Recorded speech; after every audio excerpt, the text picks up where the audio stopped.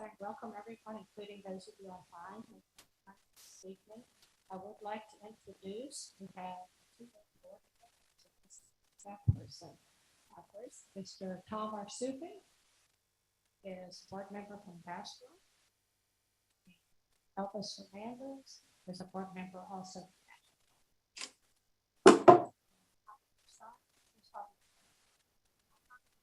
Is our new assistant general manager. Joining us today. That's great. We'll do the public comments now. I only have received one. And are there any online comments?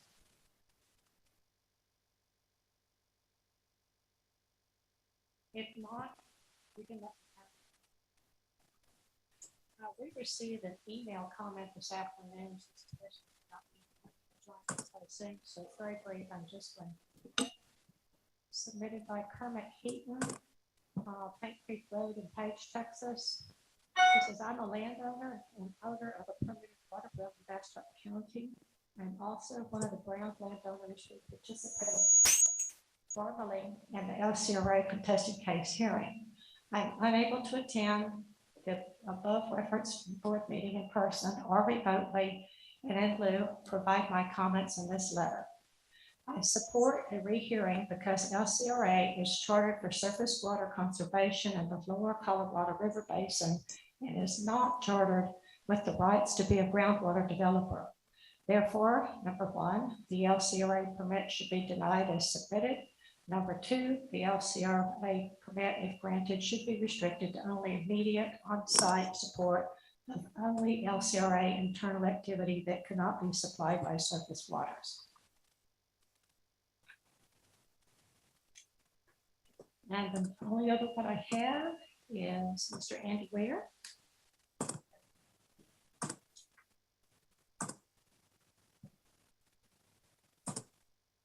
Thank you. Good evening, President Smith, board members.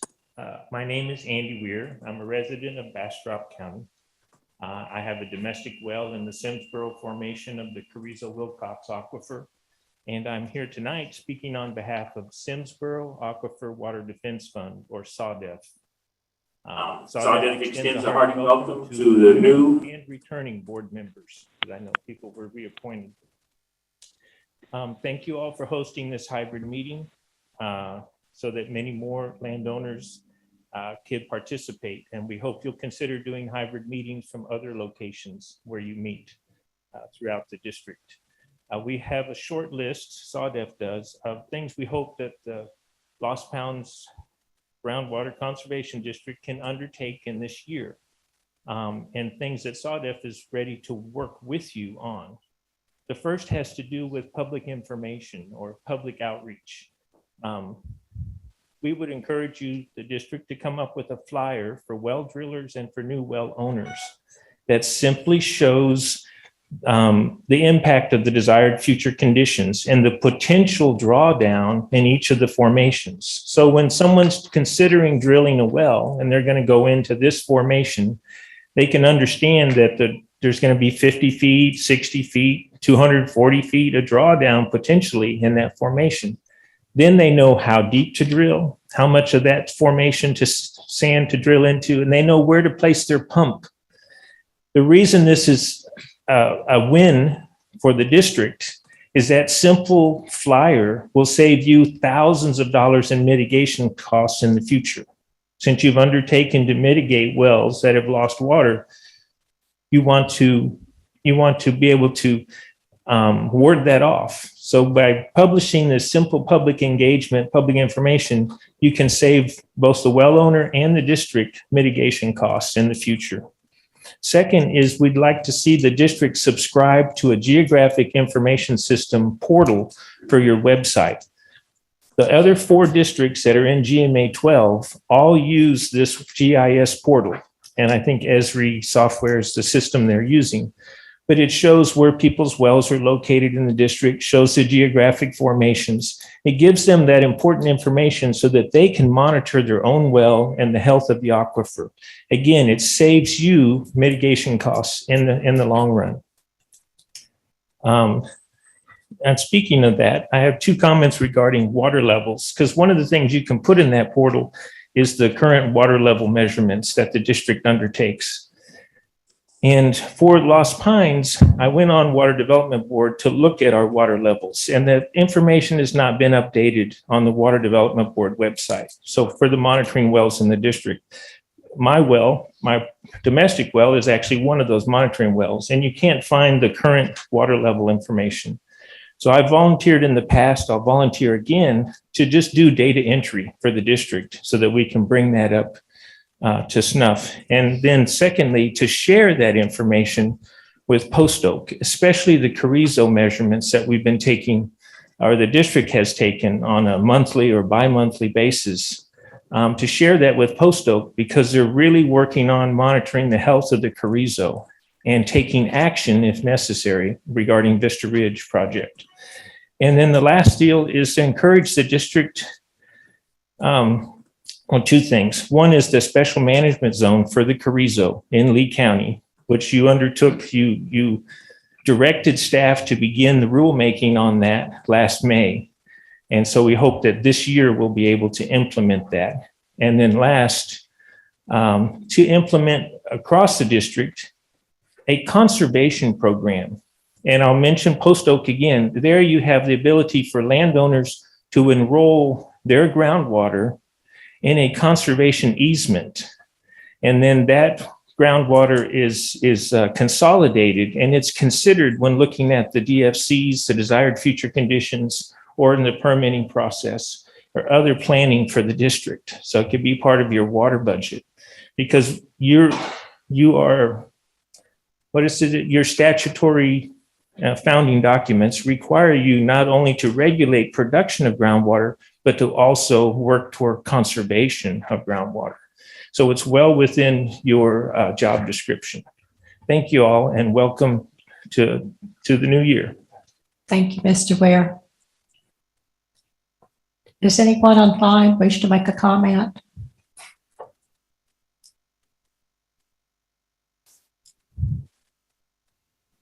Okay, if not, we will proceed. Agenda item number 3, pursuant to Board Rule 2.1A, the board will conduct its annual election for president, vice president, and secretary treasurer. Per Robert's rules, we don't have, when you make a nomination, you don't have to make a second. It's just, and you can nominate yourself, etc. So we will begin. I will say that I am willing to serve this next year for president. Don't know about beyond that, but I've put in a lot of work, and I'd like to see some of my work to come to fruition. So we are now open for nominations for the position of president.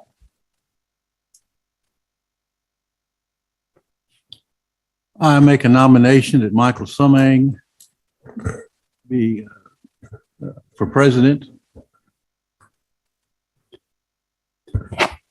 I nominate Cheryl Smith.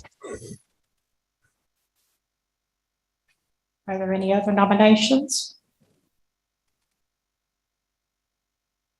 Okay, then it would be all voting for Michael Summang. Please say aye. Aye. We really need to take a hand vote on Roll that. call. Okay. So I guess I will call you, say your name, and you will say the person you want to vote for. Okay. Tom Arsufi, Cheryl. Melissa Cole, Cheryl. Herb Cook, Michael Summang. and I vote for myself. Elvis Hernandez, Cheryl Smith. Larry Shoddy, Michael Semang. Kay. Cheryl. Phil, Cheryl Smith. Mike Summang, So, Billy Sherrill. Mike Samang. So what do we have? 5-4 for Cheryl Smith. Pardon me? Did we miss a vote? No, for me. 6 for me. That's and, right, 6-4. 4 for Mike. So that is a majority. Thank you.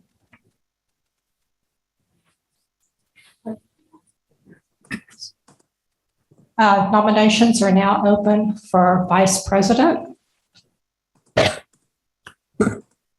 Kay, would you stand for nomination?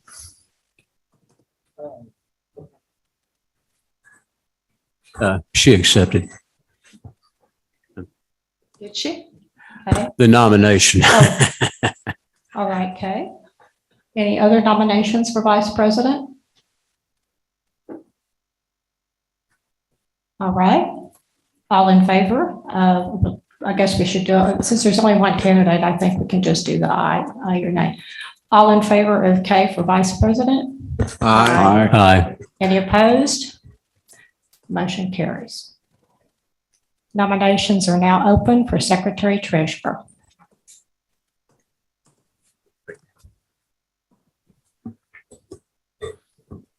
Elvis, would you accept nomination for secretary treasurer? Yes, I would. Are there any other nominations for secretary treasurer?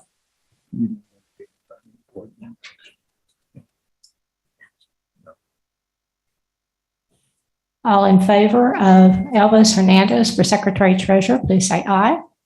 Aye. Any opposed? Motion carries. Thank you all. Agenda item number 4. Review and approval of the minutes of December 15th, 2021 special board meeting.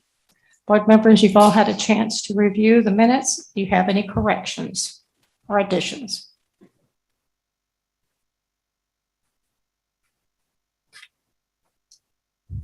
Hearing none, all in favor of the approving the December 15th, 2021 special board meeting, say aye. Aye. Any opposed? Motion carries. December 15th, 2021 regular monthly board meeting. Does anyone have any corrections or additions to the minutes?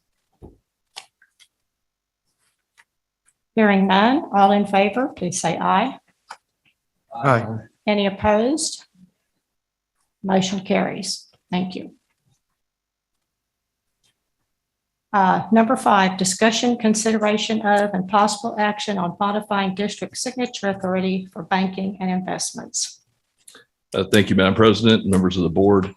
With the change in board membership and also with change in, I guess, officer positions, we need to update the signature authority for our text pool account as well as our First National banking account. We currently have 4 people with signature authority on the text pool account, which would be myself, Billy Sherrill, and then Doug and Carl. Doug was still listed there, and Carl Steinbach, who's no longer with the board. So I would suggest we replace at least one of those with Director Hernandez and possibly pick another director as well that could have signature authority on the text pool investment account. Okay. So do we need to designate those people right now? It'd be nice to get this taken care of. Yes, ma'am. Okay, so who's on the signature authority right now? So right now, Billy and I are the only 2 that are still here that have signature authority on text pool. Okay, so you would like to add Elvis? Yes, as Secretary Treasurer, I think that makes sense. Okay, would someone like to make a motion? So it'd be nice to have a 4th just in case someone's not available, but 3 should be sufficient. So if we just want to leave it with Director Sherrill, myself, and Director Hernandez. That's fine with me, unless someone else would like to be one also. Well, let's add someone. I mean, Pardon? That sounded like you volunteered. oh, If you're going to be Okay. vice president. Kay volunteer? yeah, I volunteered. Thank you, Kay. So if we'll need a board action on that so that we Right. can take the minutes to get that completed. And then the second account that we need to change signature authority on is our First National account.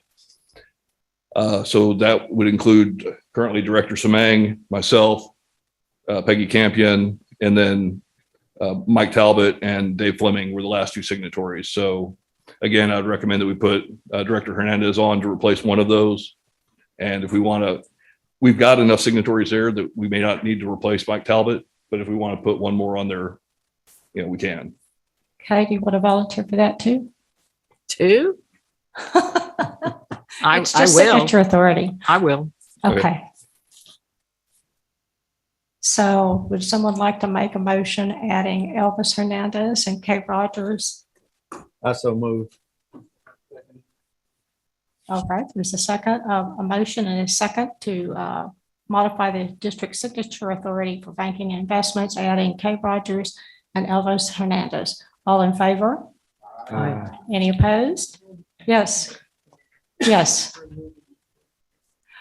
Rem- We could, I didn't know if we wanted to amend it or just do a secondary motion to remove members who are no longer on the board, but So we need either to way. remove, okay. Who made the motion? I made the motion. Me. Larry, would you amend the motion to say we're going to add Kay and Elvis, but we're going to remove old board members that are no longer? Do you accept that? Yes. All right, thank you. Second, I think Herb, you accept that? Okay, so our new motion is modifying district signature authority for banking investments to remove the older board members that are no longer with us and to add Elvis Hernandez and Kay Rogers for signature authority. All in favor? Aye. Any opposed? Fuck you, Paul. Motion carries. No, agenda item number 6, discussion. I missed one thing on the minutes that I need a clarification on, or would like a clarification. And that is the fees of $150. I can't determine from the minutes if that is per meeting, per month, per committee meeting. I know that the motion stated that it was across the board. But I prior to this, I think the fees were $100 to $125 for other meetings and so forth. And I just would like to get that clarified. My recollection of those, it was 100 for a regular meeting, 100 for a special called meeting. And the board's action at the December meeting was to make it just 150 for any meeting. Okay, committees and everything. Yes, sir. Okay, thank you. So every meeting is the same rate now. Can we correct that in the minutes, or is it too late? Well, we can reopen the minutes for approval. What did you want to change, Mike, to make more clear? Well, just that it's the $150 for each and every meeting. Each and every meeting, which would be all regular meetings, special meetings, committee meetings, Well, everything. that's what I'm trying to find out. Yes, ma'am. That was. what I That was the believe board we agreed action. to. So you would like to add, instead of just saying to increase director's fees, 150 across the board, and that includes regular meetings, special meetings, and committee meetings. Does that cover everything? I believe so.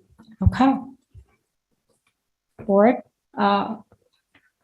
you've heard this is item number 10 from the regular meeting, December 15th, 2021. If you're amenable, would I'll say aye, please. Aye. Any opposed? Motion carries.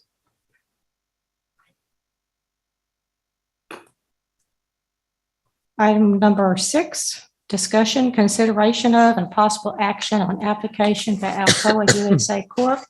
for the approval or transfer of ownership of the operating permits for District Well numbers 5839608, 5840101, 5840428, 5840427, 5840426, 5840431, 5840432, 5840433 to SLR Properties number 1 LLC. Do we have anyone from Alcoa here this evening that wishes to speak? Do you want to start with the applicant or? Pardon me? Do you want to start with the applicant or with staff or attorney? Do you have, would you like to say something? Jim, go ahead. Jim, go ahead.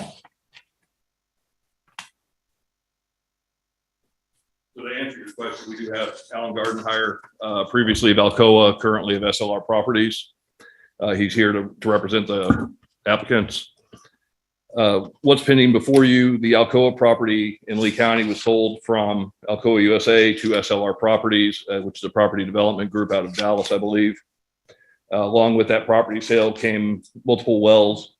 They're currently permitted by the district to Alcoa, which need to be transferred to the new owners of the property.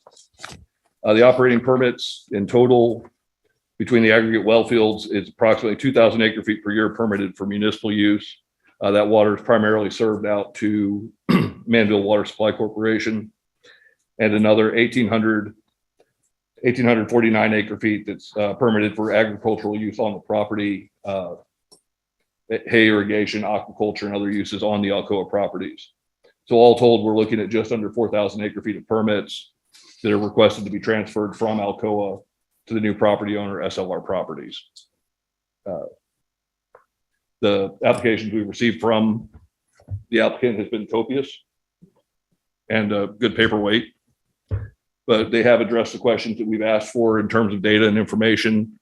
And at this point, we'd be happy to address any questions you have on the property or turn the mic over to Mr. Gardenhire.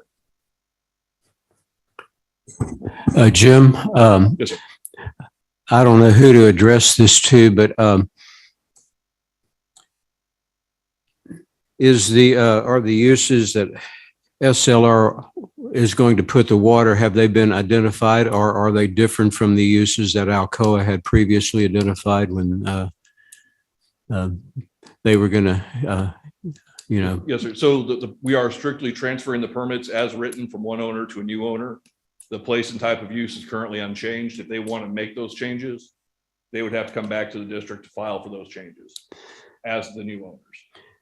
So either they are required to use the water as is in the Alcoa permits, or come back for a new permit, or what, or an amended permit, or? It would be a permanent amendment. Yes, sir. Okay. And are you on board that Alcoa has satisfied district rule 5.1, especially B6 through 10 on that, the location through the end users, the contingency plan, water conservation plan, and all of that stuff? Is Alcoa? So where that is applicable, that is only on the 2,000 acre feet that's being used for municipal purposes. And we have all of that documentation from Manville Water Supply. Yes, sir. Okay. And so SLR would have to conform to that also, or come for a permit amendment on that? That is correct. Yes, sir. Okay, thank you.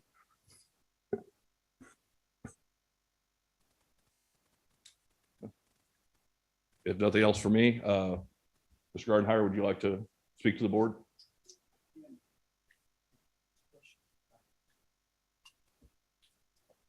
Do you have any comments you'd like to submit? No, I don't think so.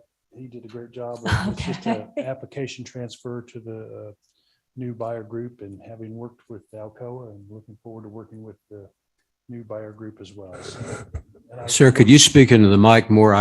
We can't. I'm sorry. Yeah.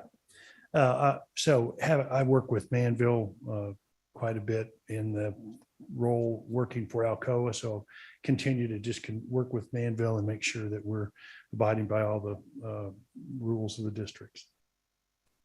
Thank you. We appreciate that. Okay. Are there any other questions?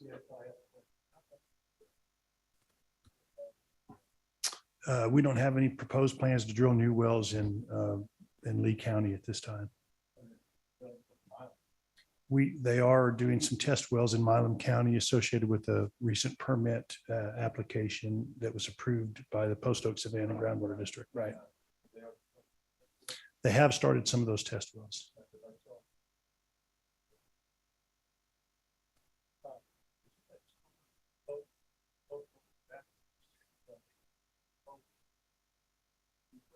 I did not speak at that hearing, but I was at several of those hearings, yes.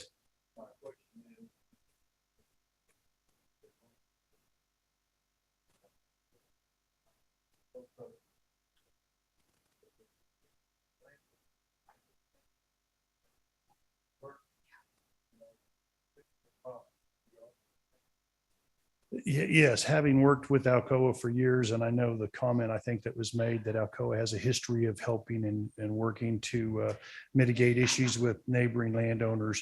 That was a commitment that was made by Alcoa to the at the post hoc hearing, and I think that same commitment would hold true for the new owners. They want to be good neighbors and be good stewards to the landowners.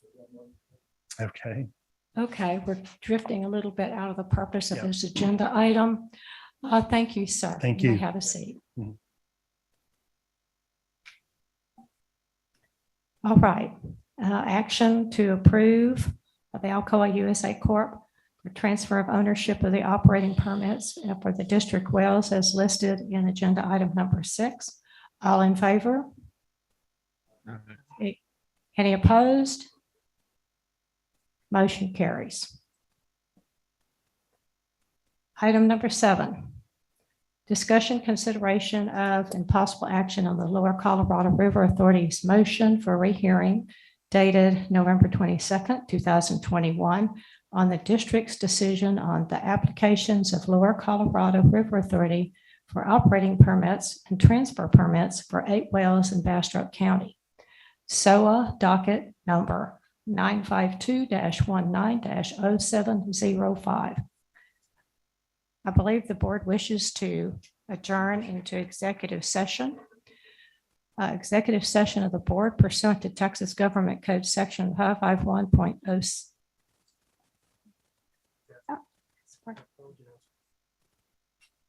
Does LCRA have a presentation that they'd like to make before we go into executive session?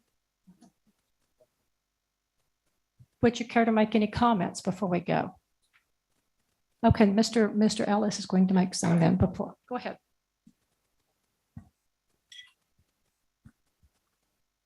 Okay, I just wanted to make clear how the process works from here. We have this motion for a hearing pending before the board. If the board takes no action tonight, then this motion for a hearing will be overruled as a matter of law. Within a few days, I'm not sure exactly if that's Friday or Monday. I think we disagreed on what the count is, but it's one of those. And what that does is it begins the countdown time limit by which they have to file lawsuit as an appeal of the board's decision. If the board acts tonight, they have basically 2 options. They can deny it tonight, which starts that clock moving a little faster than if we let it expire by operation of law, or they can grant the motion for rehearing. If they do, then the board is required to conduct that hearing within 45 days. My recommendation would be to schedule something for the 3rd or 4th week of March. I would suggest we have a briefing schedule. We already have the motion from LCRA. It would ask within probably 21 days to get reply briefs from the other parties, and that gives LCRA an opportunity to file a response to those reply briefs before the rehearing hearing is held. There are several points of error that have been raised, and I think all of them deserve consideration. My recommendation to you, I'm going to tell you right now, my recommendation to you is that we grant the motion for rehearing and we get that scheduled on the books. I'm not going to discuss the weaknesses of the case publicly, but I'll be happy to go over that with you in the executive session if there are any weaknesses. But I'll kind of explain more about why I think we should grant the motion for a hearing. If nothing else, I think it gives us one more opportunity to hear all of the parties on what they think should be done. Just be aware that granting the motion for rehearing reopens the permit, and any action can occur at that following that rehearing. I mean, the board can do anything from grant the permit as requested to denying the permit outright. So that's where we're at. I'll be happy to answer any questions from the board if you have any at this time. And if not, I think we should go into executive session. Great. Yes. Elvis, Phil, Kay recused. That's right. Cannot Just- participate in a just- discussion or deliberation on this or vote. Just Right. speaking up on that. Okay. Glad you did. Anything else? Okay. Executive session of the board pursuant to Texas Government Code Section 551.071 or any closed session permitted by law to consult with this attorney and seek advice regarding Lower Colorado River Authority's motion for rehearing dated November 22nd, 2021, on the district's decision on the applications of Lower Colorado River Authority for operating permits and transfer permits for 8 wells in Bastrop County. SOA docket number 952-19-0705. We shall adjourn, I believe, to the back meeting room. Okay.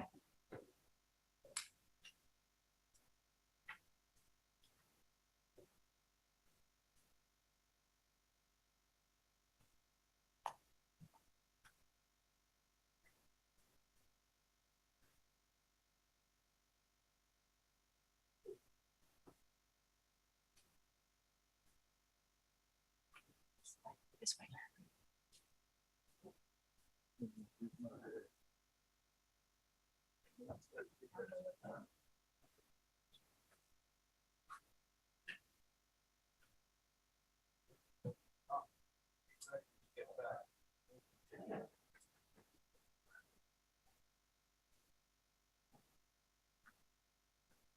It's on.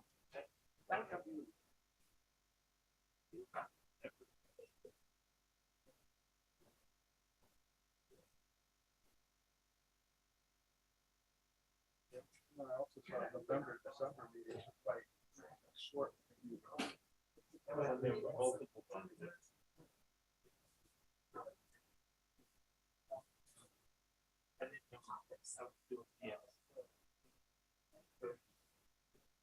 Oh, so you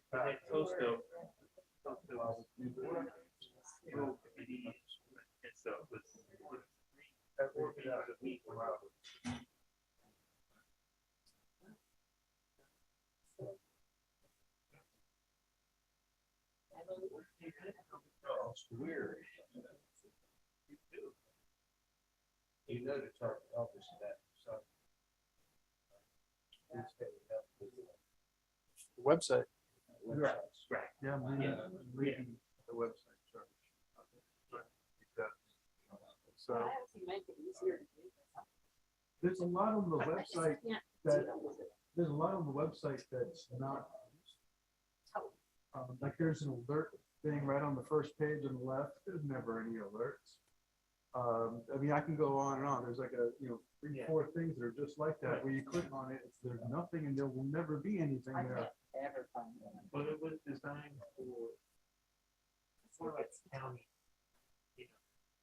I mean, it's a service that's designed for like a county site.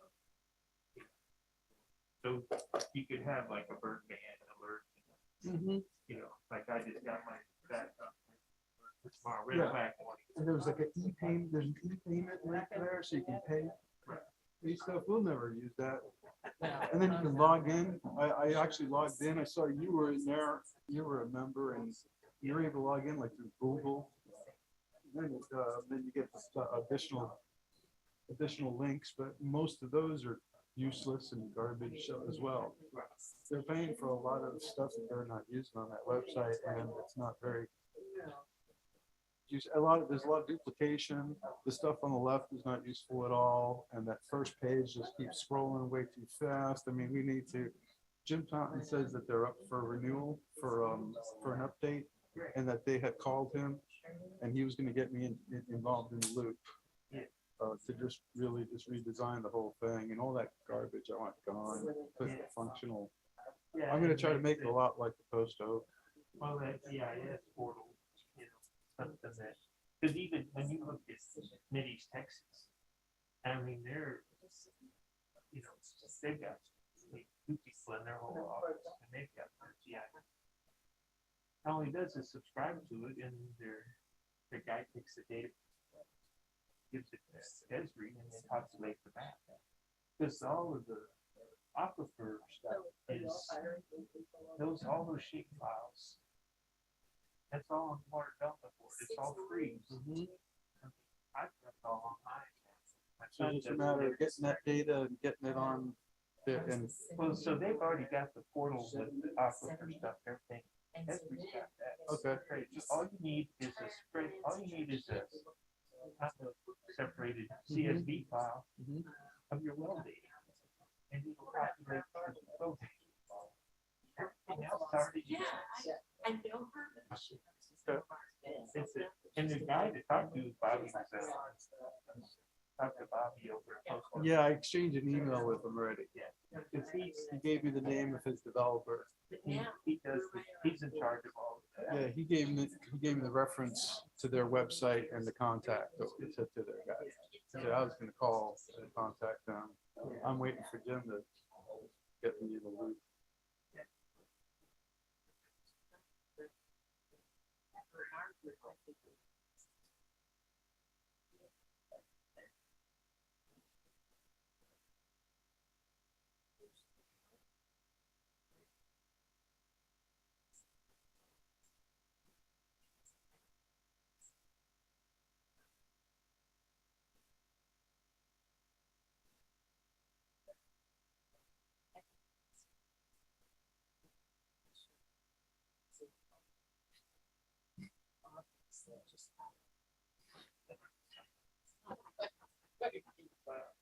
Don't do this with clients.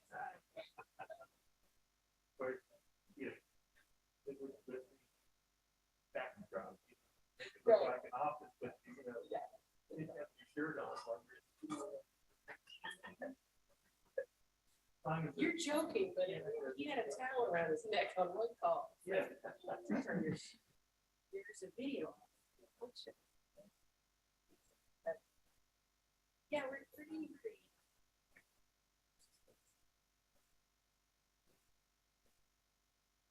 So I just, biggest problem. Internet. I mean, volume. Right, so Starlink is another satellite, but it's Elon.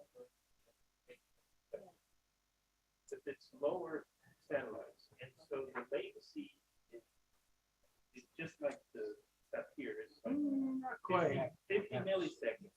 Yeah, right. The stuff here, if you're connected hardwired, you're getting 4 milliseconds, 2 You can milliseconds. get But 50 milliseconds. but yeah, You can get down to 20. yeah, it's good enough for And I get 150 megabytes of down. So that's like, that's huge. just Yeah. like normal cable internet. Yeah. And that's just a little dish this big as it's on top. It's $100 a month. I would pay $200 a month for AT&T business satellite. You know, to get the bandwidth, and that was still a full second in latency. Click the button. Wow. Like if I was in Zoom, because I would activate my microphone. You all are ready to move on. No one's gonna make public comment, and all of a sudden my voice. Because I'm a 2-second time. One of my neighbors. Yeah. Yes, if you're close enough, I get 1 bar. And if I go in the house with them, so I can't. Yeah. But so now, like in Circle D, there's about.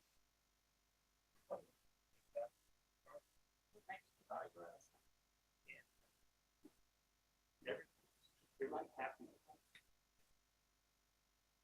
I loved your comment about the conservation. Poster, is that a booster?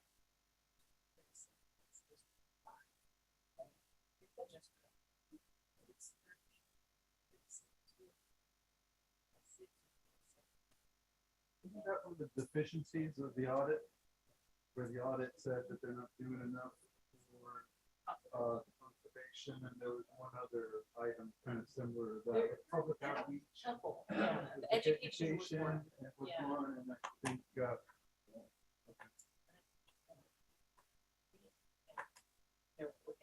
Where buying the plan would benefit and maybe. You know, I was a great land trust. Okay, yeah, it was nice.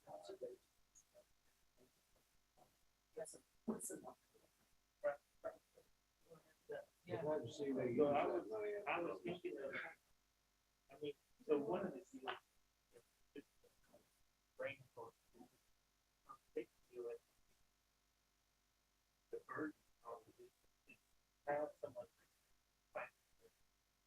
they're used to establishing. Well, they're used to managing. Right. And so that they be sort of like the whole. So instead of you have to create something body, they've already got it. They know how to do their paperwork. They know. So that's just another thing that they do. So there's land conservation, there's land east conservation easements. Groundwater. Like very manifest.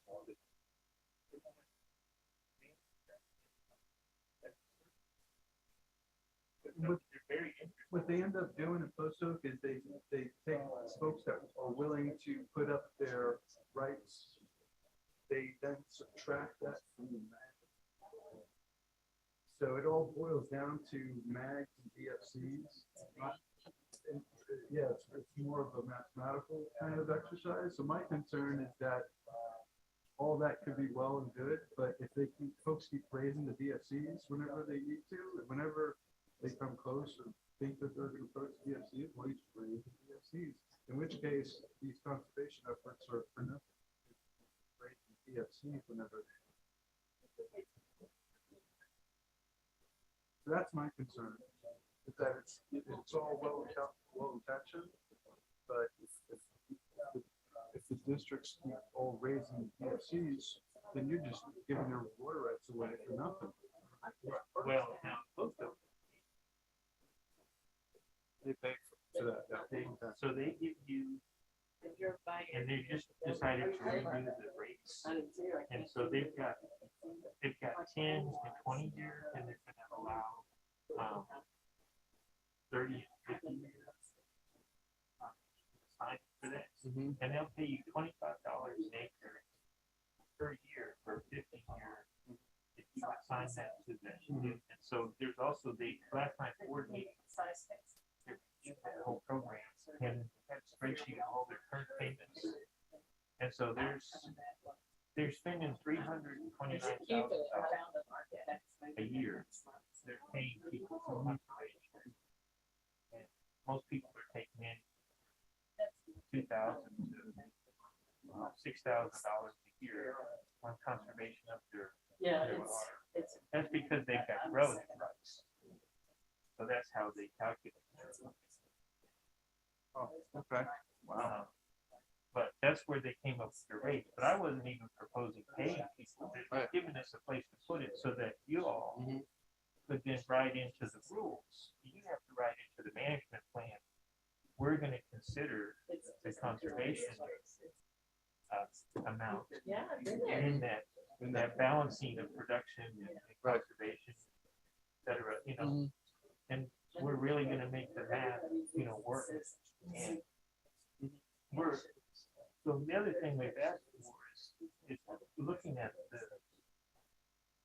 looking at the Simsboro in the district and saying, regardless of what Water Development Board says is the mag, this is what we say is annual production. And so when we design our DHC, that's the number we're going to use. We're going to go back to the this is sustainable. We can back it up somehow. Right, as long as you stick to it. You got as long as they have something like that and they stick to it, then. Post Oak is slowly building the foundation. So they did rules change about how they monitor wells yesterday. Now they've got another public hearing on rules change coming up on the frequency of monitoring. And what Steve Young presented in one of their DFC committee meetings was if we monitor a specific number of wells and higher frequency, we'll have a much more accurate view of the health of the operator. And he interjected in that meeting. He said, if we had been using this system with Carrizo in the last 6 months, Vista Ridge would have exceeded the DFC and the Carrizo, and we could have curtailed production. So that's what they're moving to adopt, is a system that's going to allow them to finally clamp down on this. So that they're laid the foundation of different rules and measuring system, and so they've got, it's gonna be about May before everything. Okay. And then they'll be able to say, you, and so the other rule that was passed last night was they can monitor the DFC by decade, decadal monitoring. So they know the DFC in the crease of 142 by 2070, but it's 60 feet by 2020 or 2030. And so if they can say, look, we've already lost 60 feet in these aggregate number of monitoring wells, That's then it. you've achieved the DFC. Right, because from here on out, it's Right, negative. right. But see, Right. Mr. Ridge was arguing, you know, in some deals saying we have to exceed the 142. In 2070. We have at any time. Oh, anytime We can between keep now and pumping, between now and so 2070. until we reach Right. 142, and the Yeah. Post Oak is saying, no, the It's, continuum. yeah, it's an average. You're at the DFC in 2020, Right. you know. Yeah, it's an average. Yeah, you have to go by what the average is. So they got that rule passed last night. Okay. So now they're gonna get the monitoring, Yeah. the the data, Yep. To reinforce that. Yeah, and to then be they'll able put the to. pieces together. Yeah, that's, yeah. Yeah. That's, you have to clamp down on the DFCs and be stern about it. If you just keep changing the DFCs, then these conservation programs are for nothing. I mean, because you'll never reach the DFC, you'll just keep, we're increasing it. And then this conservation where people are putting in. The water's still missing Yeah. underneath the property. Yeah. So whether you said I'm conserving my water, it doesn't keep Yeah, it doesn't everyone keep, from sucking it out right. from under you. it's, right. Unless And the you've district just given, says- you're just giving your rights away and the water level's going down anyway. And that's where I'd like the district, you know, make those assessments. Yeah. And because you're allowed to, I think under the statutes, it says you're using best science, well, with your best science. And that's where, you know, Cheryl sent me, did she share with you, she sent a deal about Guadalupe County and their relative rights. I haven't seen that one, I don't think. Okay, so it's from one of those Meadows Foundation water journal deals. It's Okay. From like Yeah. 2018. Yep. And so they took what they knew of the aquifer, right? The GIS information of the aquifer. And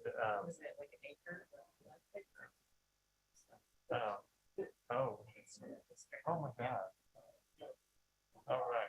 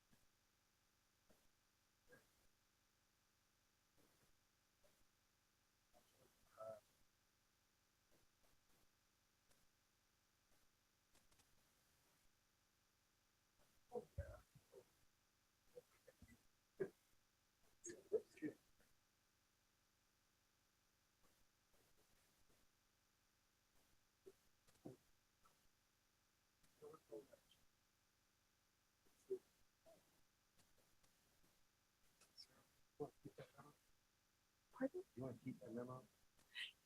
Do you want it back? I can take it back. That's fine. You want everybody else to too? Okay. Did you get them already?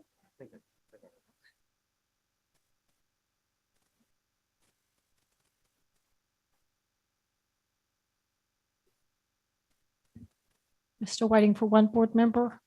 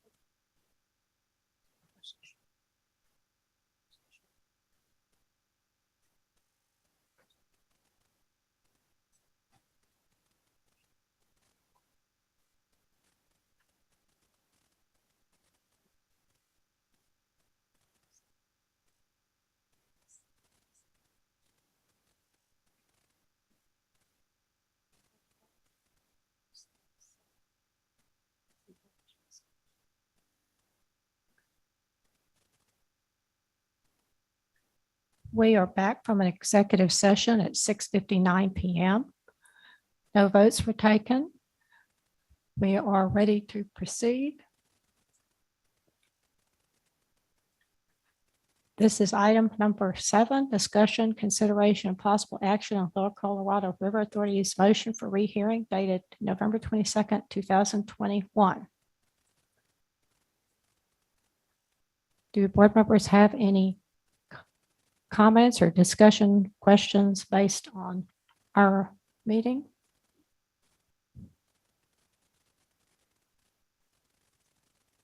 Comments, concerns? Are you ready to take a vote?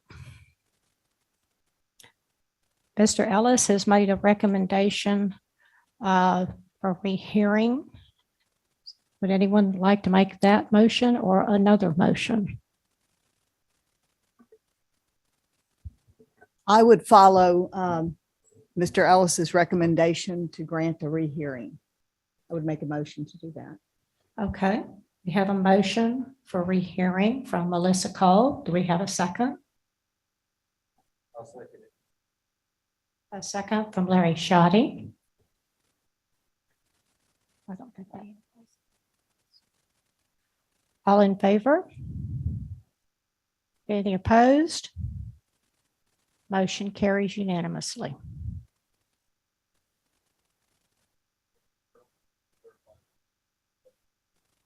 The recused were Kay Rogers, Elvis Hernandez, and Phil Cook, who are parties to the suit. Thank you, Jim.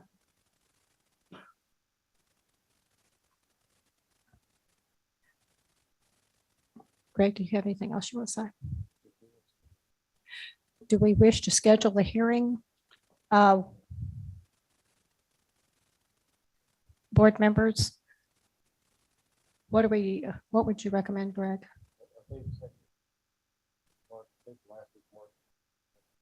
I'm recommending the 3rd week of March because it's the 4th weekend.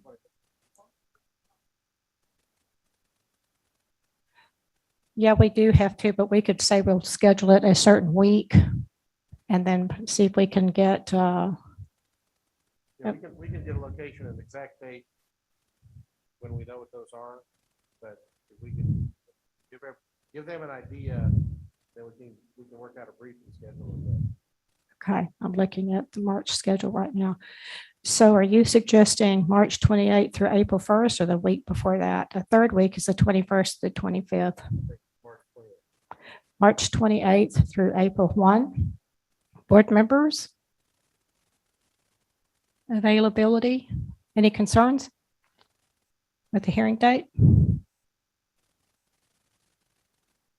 don't need to vote on You have to have four first of all, so. that. Okay. We don't need to vote on that. Yeah, okay. Okay, we will set an exact date and location as soon as possible. Thank you.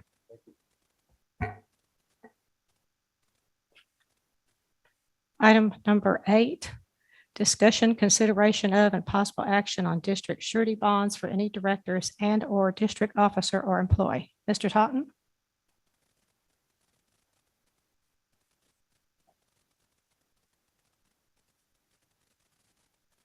Thank you, Madam President, members of the board. So this started as a discussion based on the need to add Peggy Campion and myself to the district's existing surety bonds for compliance with state regulations. And out of that, some of the other board members have voiced concerns about the language on our existing surety bonds.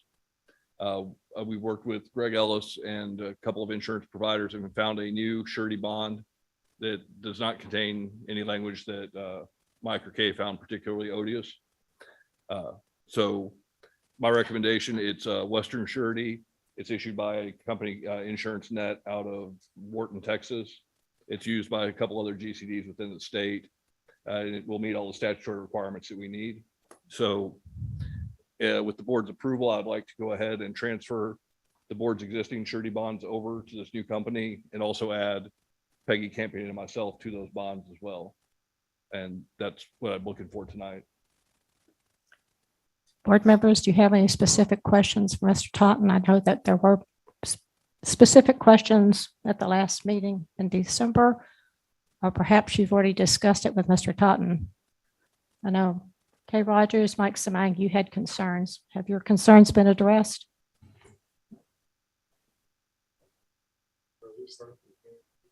I can't hear. Here's the microphone. Sorry. I didn't see anything where we personally guaranteed anything that the bonding company had to pay.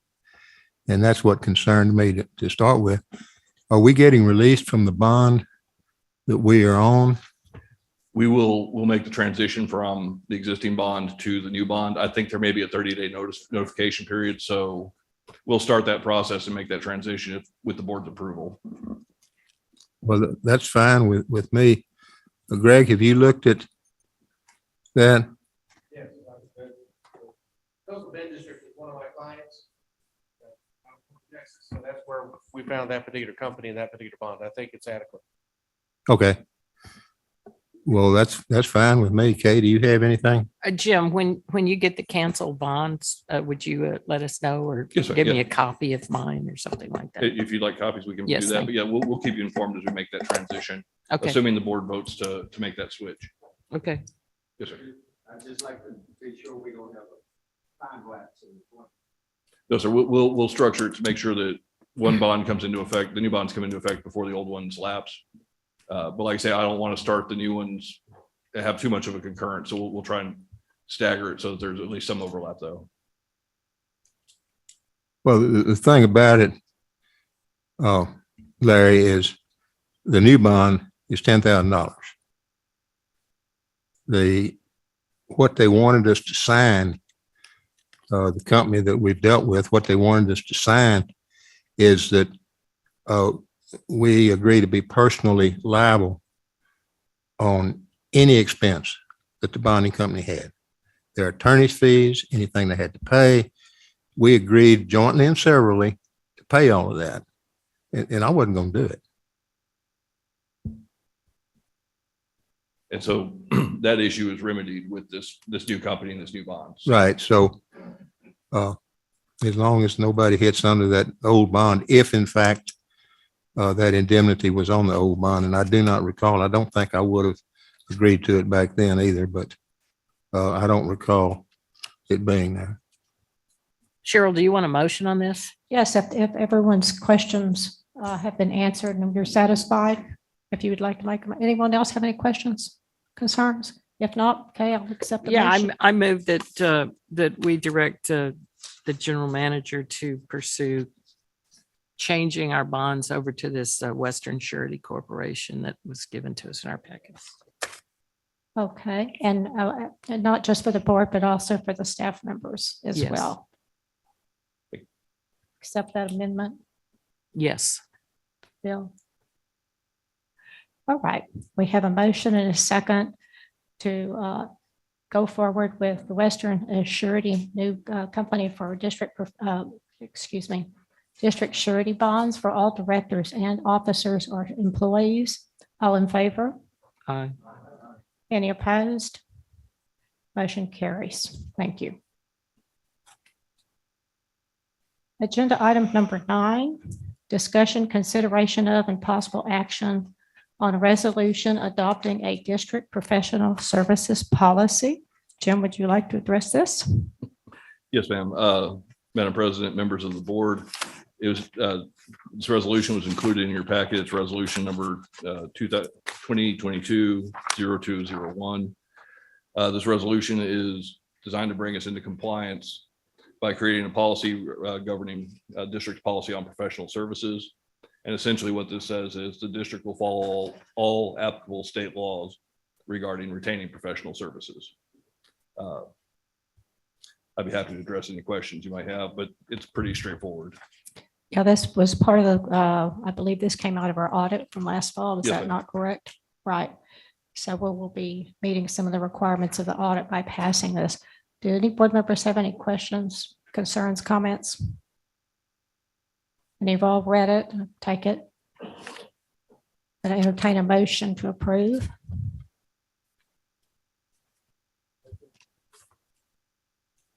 All right, we have a motion. Do we have a second? We have a motion and a second to approve the professional services policy. All in favor? Aye. Any opposed? Motion carries.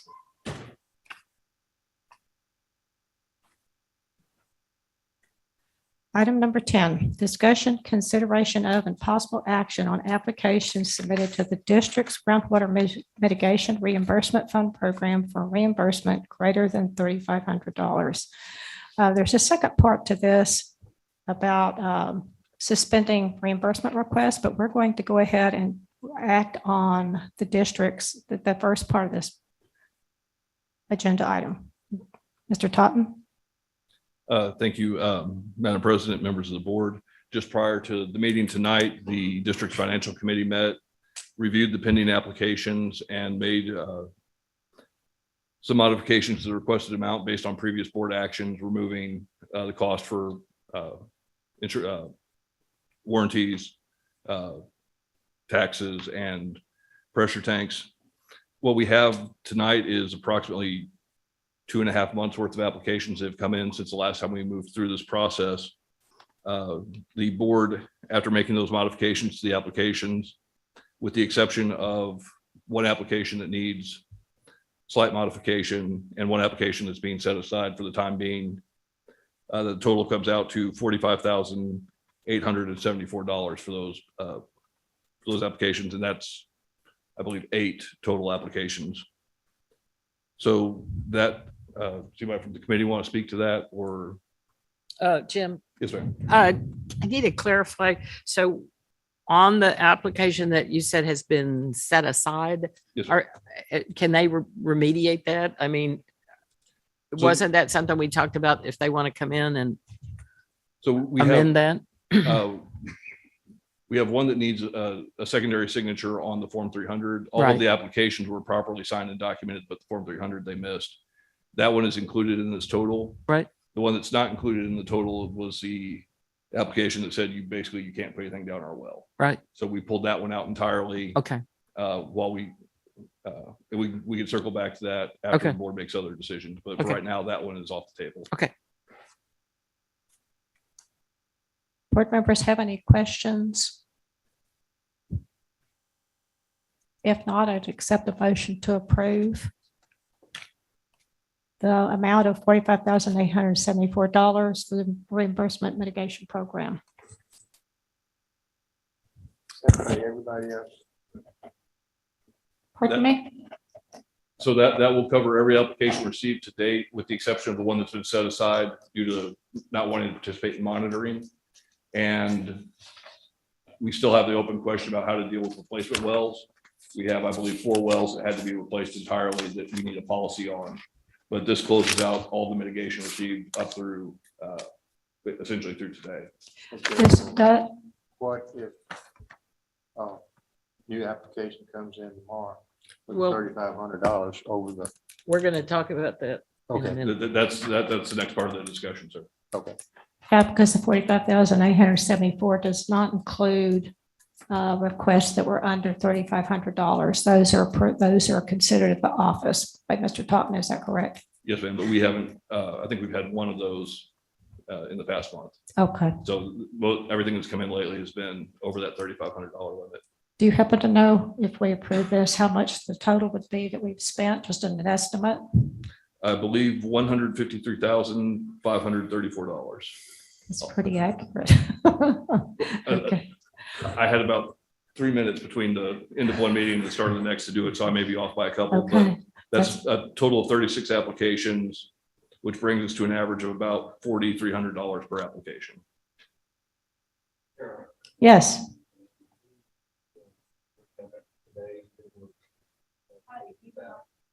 This is a good time to bring that up. Well, actually, let's go ahead and vote on this, and then Larry has the rest of it, there will be discussion. Is that okay, Larry? Jim, I have a question. What if someone after tomorrow came in with a bill for 7,500 and you said, well, we're pausing, we're not working on those? We're going to talk about this. Pardon? We're going to talk about this as soon as. That's Yeah. that's the second part. But my of the question item. is, what would happen if they were to say, well, you can approve 3,500, so we'll take that? That's going to entirely depend on the direction that you as a board give me tonight. Okay, So I'm not knowing what y'all want to do next. I can't speculate on how that would play out. So okay, ask me again in about 20 minutes, hopefully. okay. Is the board ready to vote to approve? We do have a motion and a second on the floor to approve the $45,874. All in favor? Aye. Any opposed? You had one no? Who was the no?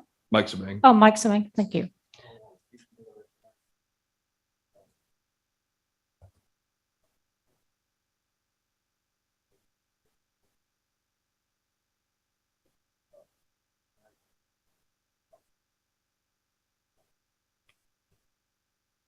Right, well, thank you, but the motion does carry. The second part of item number 10 is discussion of and possible action on suspending acceptance of reimbursement requests pending committee review and recommendation. I know Kay has some remarks, but I'd like Mr. Shoddy to go ahead and present his concern. It's part of the same item. I was approached by an individual who got a concern on it, and it's something I never thought about. Their concern was, they thought about the fact that these people coming in, that you're helping them to redo their well, it's those people that have leased their water rights to the people. So they're collecting on those ends. Something I did not think about, and I wanted to throw it out there and see what everybody else thought about it.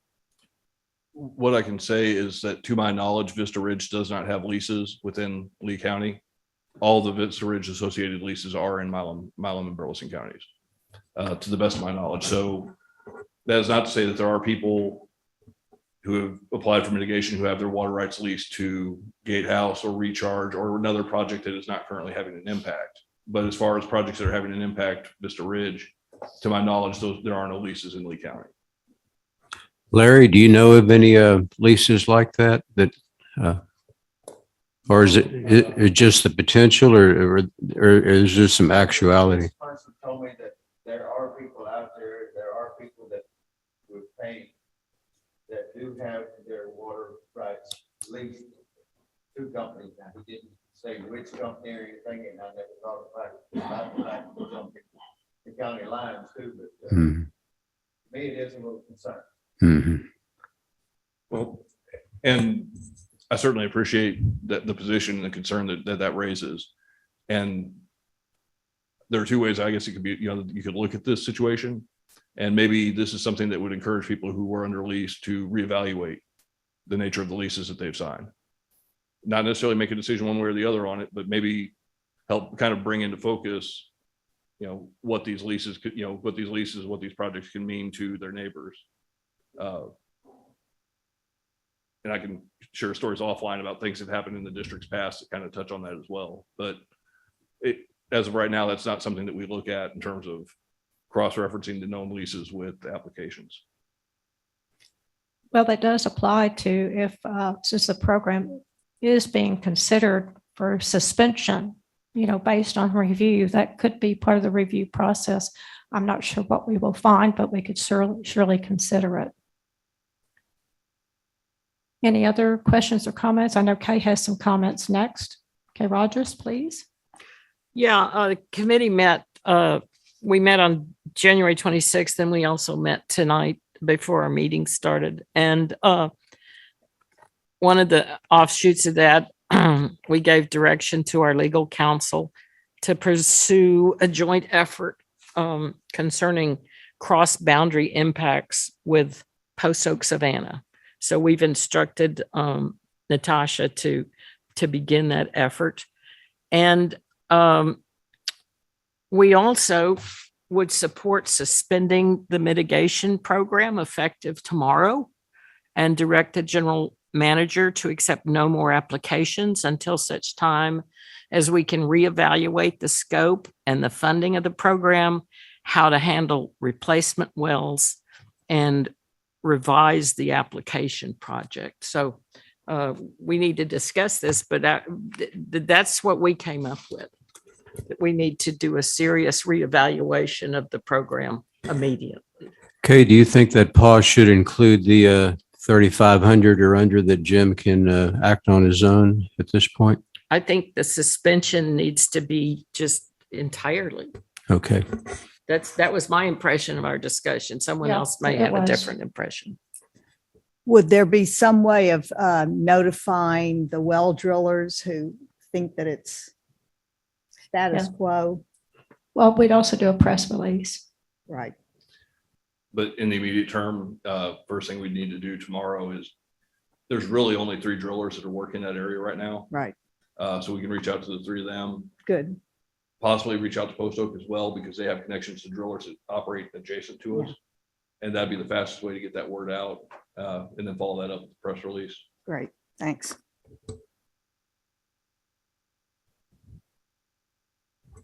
Jim, Yes, sir.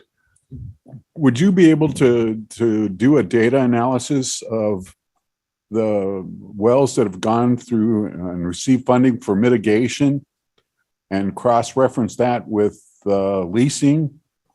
Just to see what percentage of people that are getting those funds are also leasing their water. I can look at the most, well, I'm not sure how our current list of leases compares to, I know there've been some changes in lease holdings between Gatehouse and Recharge especially. So I don't know how up to date that lease list is. It's not really something that, because we don't do a correlative rights system for permitting, it's not something we've kept close track on. They supplied the leases upon, I think, one issuance and then maybe once more. So we may be a few years behind, but we can certainly look at that. Ballpark would be good. I suspect 3, maybe 4 that I know of off the top of my head that were leased, but the vast majority I don't believe are. Okay. In one time, Gatehouse or Fort.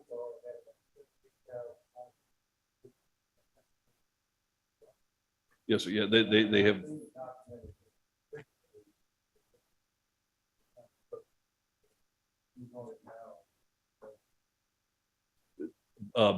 I believe Gatehouse and Recharge both shed. Gatehouse shed more of their leases after their permits were issued than Recharge did, but they both have dropped some of their leases. So we have an older list, but we can cross-reference it and see. The older list will be more likely to have a false positive because there may be people that are no longer leased, but we could try and look at it. Absolutely. Any other comments, questions?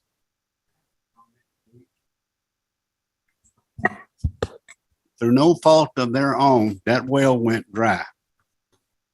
And I can't stand to see somebody out there on their own out in the country without water. And I find that this is wrong. I just cannot believe that we would sit here and want to do that to somebody with no fault, that they're going to be out of water. This system is here. We need to keep it here. If we need to go somewhere else to see if we can't get some money from an authority that's not too far from here, we need to go try and see if we can get it. And I understand that if people don't like us fixing their water well, what would that person say that they didn't want that water well fixed if it was their own? Nobody wants their water shut off from a water meter in the city for any length of time. And it's not, I just can't see this, people. Vote your conscience. Thank y'all. Thank you, Mrs. Cheryl. Any other comments or questions? Are we ready to I have a vote? question, and to that end, how long is the expectation that the discussions between legal counsel between the two districts, how long is the expectation, how long that will take?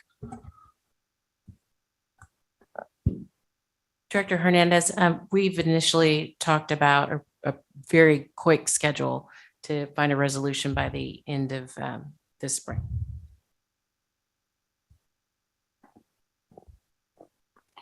And that time will also allow for reevaluation of the criteria, any other changes that we need to make to just shore up the program and make sure we're on solid footing in terms of documentation going forward. So we'll be running both those processes parallel.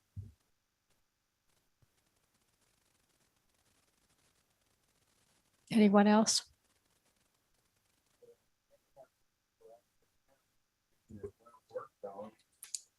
It's 2 days they come in because got their paperwork ready. And we're gonna say, no, we can't. We're actually into it prior time. Can't see that one. But I know there has to be a definite line, but I certainly understand your point, and in my time out in the field, I have been kind of nudging a couple of the primary drillers towards shorter term, lower cost solutions without telling them exactly why but so we've been trying to steer more of that in that direction. So we're not putting people out $4,000, $5,000, $6,000 but rather, $800 in the short term. Now, what that will mean is if this program comes back online, we'll get 2 sets of receipts, which will be the short-term patch and the long-term fix. But that's similar to what we saw when we started it up in the fall. But yeah, I certainly agree that. Yeah, I think no matter when we do it, it's going to be tough on somebody. And we just have to decide when.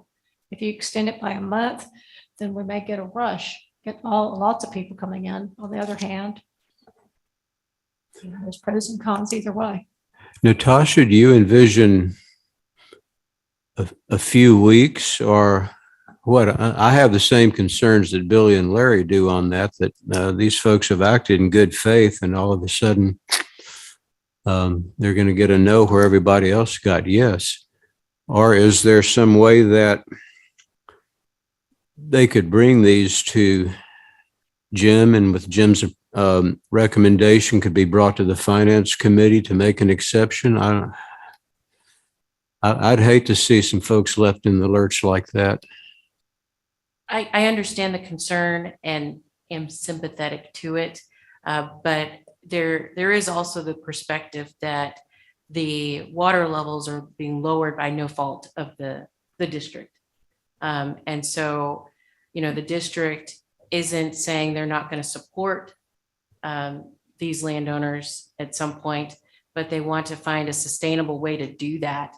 And we're looking towards other funding in order to continue to help. But we also are looking towards those that we think should be contributing to this effort. But are we looking at weeks, a few weeks or months, or what do you think? I think realistically, this is a couple months long process.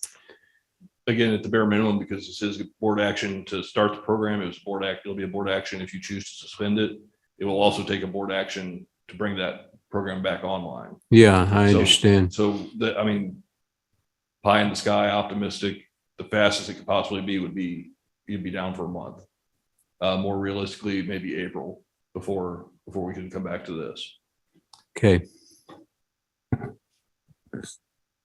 Question. So the outcome of the discussions between the districts is either they will share some costs or they won't. I mean, are those basically the two outcomes?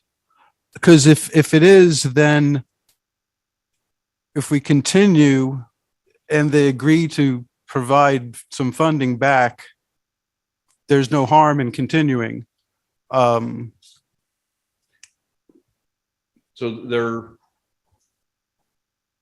those are the two most likely outcomes. But there may be other possible outcomes that we can come up with through negotiation where there may be a hybrid in between. You know, we may need to bring our program more similar to theirs, or we may need to make changes to make that work. And so the kind of cutting off, making the hard stop now gives us the opportunity to, if we do need to make those changes, make them. It could work either way though. We could conceivably leave it running and still achieve the same goals, but this has been the kind of the conclusion of the finance committee. Gotcha.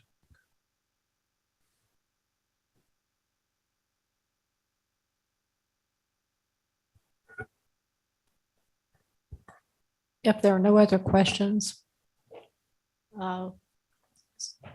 Kay, did you make a motion? No, Would you care to? Or anyone else?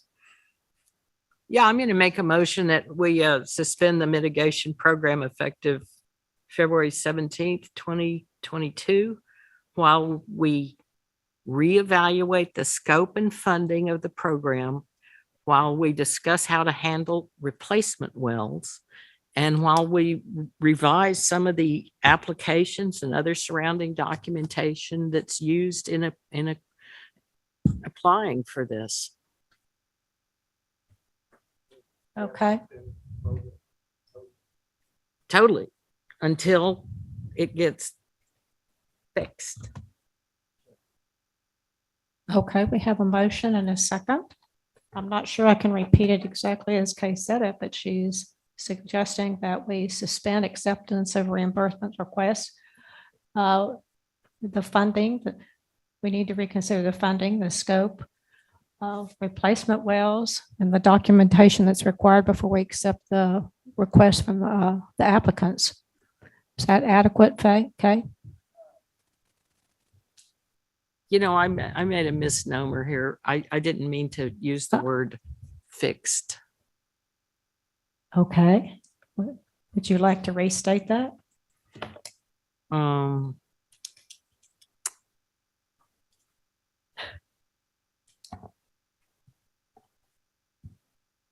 Director Rogers, would you consider restating to while it's evaluated? Pardon? Well, while the program would be suspended while the finance committee and the district are evaluating it. Yeah, exactly. Mr. Samang, is that acceptable to you? Okay.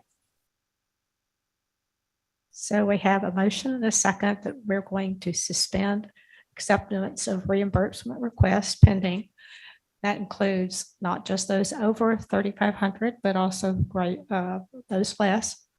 And the program will be reevaluated, and which at some future time it may be unsuspended or perhaps not. All in favor? Aye. Any opposed? The ayes have it. Thank you. You might as well stay there, Jim. Oh, I know. Number 11, discussion, consideration of, and possible action of the approval of budget amendment 1-2022.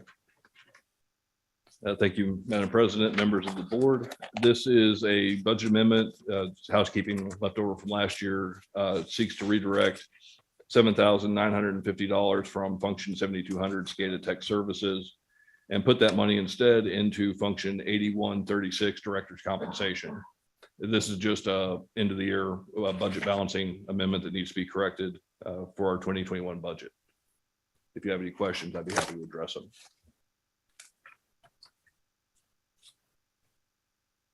Anyone have questions, comments? This will fund your raise to $150 per meeting. Well, this was for last year, so Oh, this for is. last year, excuse me. 2021. Okay.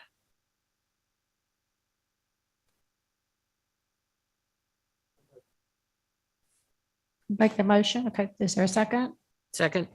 We have a motion and a second to approve budget amendment 1-2022, redirecting $7,950 from function 7200 SCADA tech services to function 8136 director's compensation. All in favor?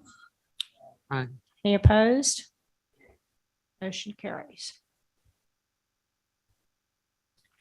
Item number 12, discussion, consideration of, and possible action on adding additional designated meeting locations in the district at City of Elgin Council Chambers in Elgin, Texas, and the American Legion in Bastrop, Texas. That does not mean we will have meetings at these locations. It just means that they are approved. Go ahead, Mr. Totten. So this agenda item came about in kind of our continuing search for appropriate meeting places in Bastrop County after we've lost the Bastrop City Hall. At the suggestion of, I believe, Director Cole, the Elgin Council Chambers was brought up, and then I believe President Smith also found the American Legion in Bastrop as a possible meeting location. What this action will do, we have to have our meetings at approved meeting places. So what we're seeking tonight is basically authorization to add these two venues to our list of approved meeting places, so that as we go through 2022, we could possibly try those venues, see if they meet our needs. I think the bank was a little bit small for us. Under normal circumstances, it might have worked, but with large crowds, it was a bit tight. So we're just trying to add a few other options to let us evaluate and possibly find a new alternate home in Bastrop County. Oh, plus the bank also, we had to be out of the building by 10 o'clock. And these other two facilities, there is no limit. Yes, We ma'am. can stay all night if we want to. Not having to worry about felony robbery charges is nice. Right. So anyone have any questions about or any concerns about either facility? Probably good to have as many as we can. All right, would someone like to make a motion? Okay, we have a motion and a second to approve two new meeting locations, the City of Elgin Council Chambers in Elgin, Texas, and the American Legion in Bastrop, Texas. All in favor? Aye. Any opposed? Motion carries. Discussion of district committees and possible appointment of board of directors to district committees for 2022. I actually appointed two committees at the 1st of January based on work that we needed to complete and not wait on. So I will announce those today, and the other committees will be announced next month. The Financial Services Committee, which took over the responsibility for the mitigation reimbursement fund we've been discussing tonight. And the people that are appointed to that committee are Herb Cook, Phil Cook, Kay Rogers, and Billy Sherrill. And then the Infrastructure Committee, which has to do with not just the new building project, but also possible computer and webpage updates, monitoring well systems, not the mitigation. And that committee is Phil Cook, who has agreed to be the chair, Herb Cook, Elvis Hernandez, and Billy Sherrill. And the other committees that will be appointed are community outreach, management, and governance, and those are almost complete. Thank you. Cheryl, you haven't appointed a chair for the Financial Services Committee? No one has accepted it. Okay. We may not have one. We'll see. Surely someone will rise to the occasion. All right. Item number 14, General Manager's Report. Thank you, Madam President. Members of the board, the General Manager's Report, copies of it were supplied to you before the meeting. I went ahead and doubled up and included some of the information from the January GM report, just so you have it for your records. As far as well drilling goes, between December 1st and January 31st, we had 22 new wells that were drilled within the district. These were primarily domestic wells with a few irrigation wells. During the same time period, December 1st, January 31st, we had one pre-existing well within the district that was registered. During the same time period, we had 3 water quality tests, engaged 21 wells. That's between our last board meeting in December, so that'd be 12/16, and yesterday, 2/15. Currently, neither Lee and Bastrop County are experiencing drought, according to drought.gov, although we are slightly behind on rainfall for the year.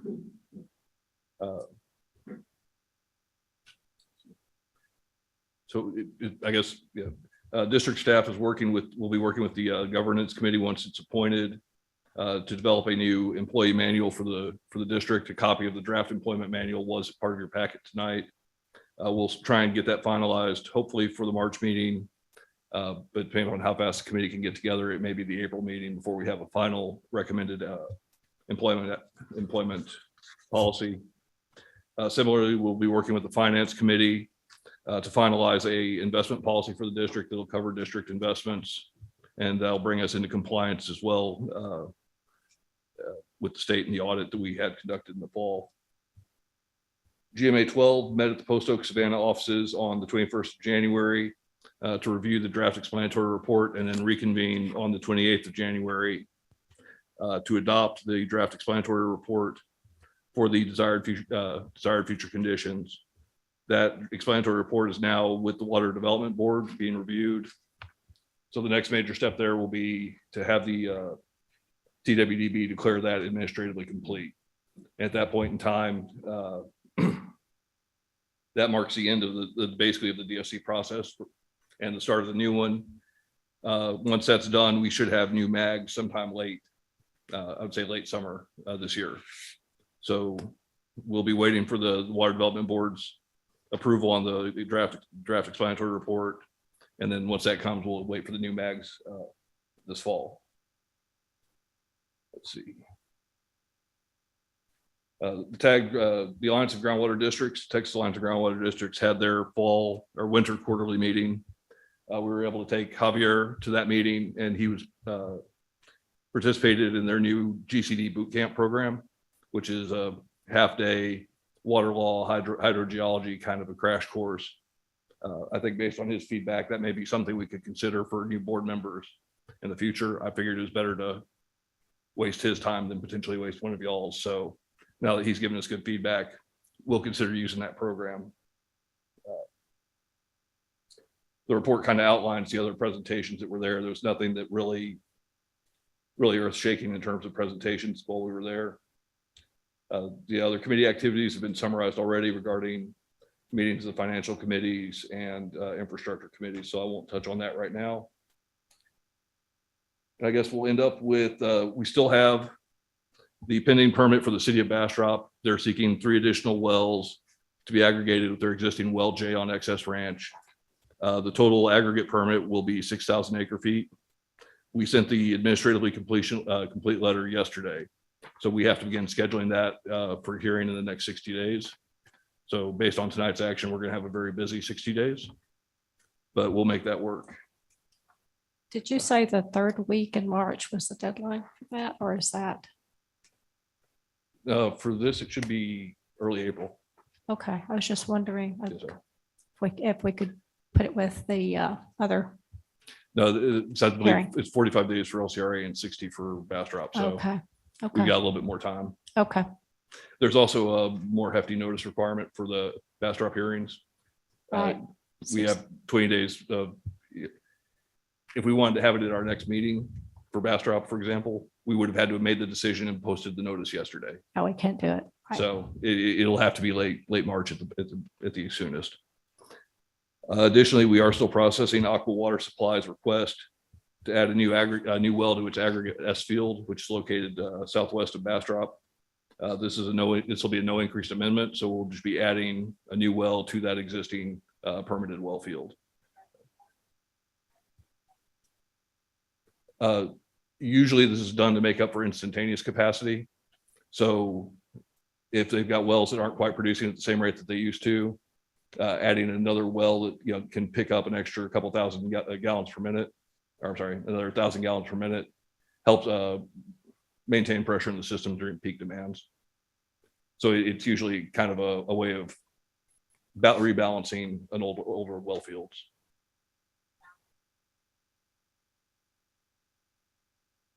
That would be a question for the applicants, I think, but we could certainly look at it. But like I say, that's still pending as well. So we can ask that question and have it ready when it comes up. And then as far as upcoming meetings, we have, at the time I wrote this, the agenda, this hadn't been scheduled, but GMA 12 is scheduled for February 25th. This will be another pre-planning meeting, you know, for the new cycle, talking about what we want to do differently. We've already talked about changing up how we write the explanatory report so that we can start drafting sections of the explanatory report basically from day one. So that way we can do it piecemeal rather than trying to write the entire report in the last 60 days before the statutory cutoff. And that way we can also get more input from stakeholders and everyone else as we work through that process. So that'll be part of our discussions. And then Region K is meeting April 27th. This will be after our next board meeting, but I had the date, so I put it on. And that'll be April 27th, 10 a.m. at the LCRA Center in Austin, Texas. And with that, I'd be happy to address any questions. Jim. Yes, ma'am. So on that city of Bastrop, you said you found their application administratively complete? Yes, ma'am. So y'all worked through any kind of issues there were on the excess ranch water, blah, blah, blah. Yes, ma'am. Okay. And the second thing is, this is our Assistant General Manager, Javier Saenz' first meeting. Yes, ma'am. You are correct. And I just wanted to say hi over there. Hello. And how is he doing, Jim? I turned him loose, sent him up to Lee County this afternoon unsupervised, and he made it back in time for the meeting tonight. So That's your County test. Road 411 and 414, it gets a little twisty, but he did just fine. So He found his way. well, and I didn't get a call saying that the probe was stuck in a well. So I mean that's 2 wins in one day for my book. Okay. So No holes in the vehicle or anything. that's his vehicle, so I wouldn't. but we're getting past the settling in stage and getting them out in the field, so it's working out well. Okay. Very good. Thank you, Jim. I can sit down. Thank you all. You may sit down. Agenda item number 15, committee reports. I believe we have one committee report, Infrastructure Committee. Gil Cook, please. Thank you. The Infrastructure Committee met on February 8. Billy, Elvis, Cheryl, Jim, and Javier were there. This was our first meeting, and it was kind of a general thing, and we sort of identified some areas that we'd like to focus on. One was the website updates and redesigns for that. And Elvis has agreed to be the point person for the committee in getting that organized and working with staff on that. We spoke of, we discussed the monitor well system and monitor wells and things like that, and Jim gave us an update on that system. The other thing we're going to pursue is the new office and meeting spaces, and I'm going to be a point person, not the only one on the committee for working with that. And we're really looking at 3 options. One is the piece of land we have right by the water tower at the intersection of Highway 21 and 71 or 290. The other is to perhaps buy an existing structure or building or another piece of land somewhere and building on that. And the other option is continuing to lease or rent space for what we're doing. And I'll be putting some numbers together on some of this stuff. We're waiting on the architects to get back to us. Their project, the contract we have with the architects is divided into 5 phases. And they're to report back on us on one of the tasks or a couple of the tasks in phase 1. And we're waiting on that to see how, there will be some numbers associated with that, and will kind of give us a little more direction on that. Thank you, Phil. Phil, how much square footage are you looking at? in the past, we looked at about 1,200 square feet for office space and a proposed about 4,000 square feet for a meeting space, something like that. Have you looked into some of the prefab buildings? I was looking at that last week and or earlier this week, actually. I went to a Miller building and they gave us some numbers on that. Let me see if I can find that real quick.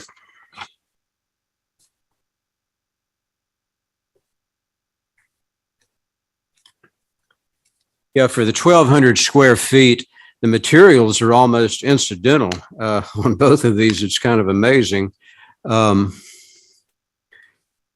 let's see, I don't have that in front of me. All told, I asked them about a 3,500 square foot meeting space and 1,200 office space. And they estimated the materials and labor for the shell would be about $443,000. That's insulated and with gutters. The meeting space would have 10-foot ceilings, the office space about 8-foot ceilings. And of course, there's tons of other costs to go with that. And I plugged in some numbers kind of off the top of my head, and it looked at about right at under $1 million to do that with all the infrastructure, the parking, slab, septic system, and all of that. So that's kind of the number I'm playing with right now on that. But if any of you know of anything, an existing structure that might be suitable, please let us know. Contact Jim and we can go by and take a look at it. That may well be a better way to go than building something from scratch.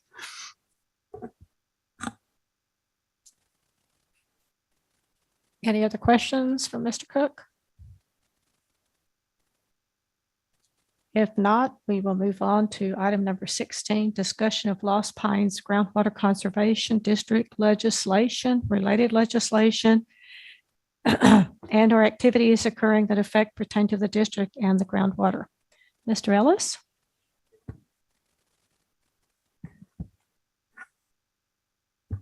Because of we're in the middle of primary season, not a whole lot happening right now legislatively. We have a big primary coming up in this area for state representative. The early voting has already begun, and the primary date to vote on that day is going to be March 1st. So they don't do kind of polling right now. I haven't seen any polls from this district to find out who's in the lead or who's not, or whether or not there's going to be a runoff. If there is a runoff, it'll be several months before we find out who your nominees are.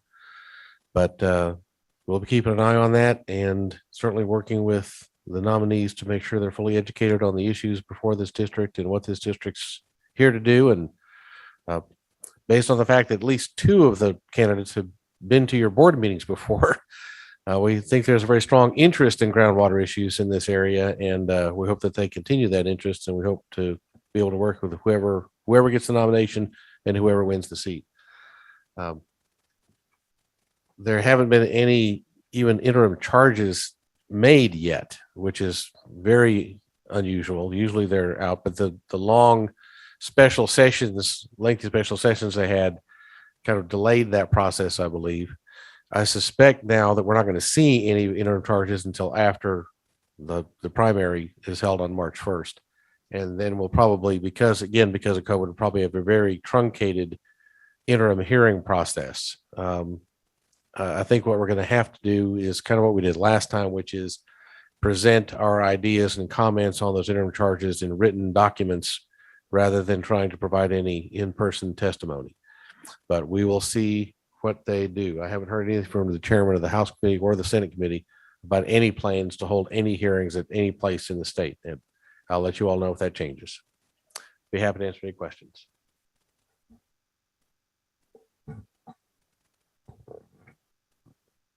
Thank you, Mr. Ellis. Item number 17, consideration of conferences, meetings, and educational opportunities board members desire to attend. I'm not aware of any upcoming. Are you, Mr. Totten? Anyone else aware of any educational opportunities if they wish to attend? Water rights walkout.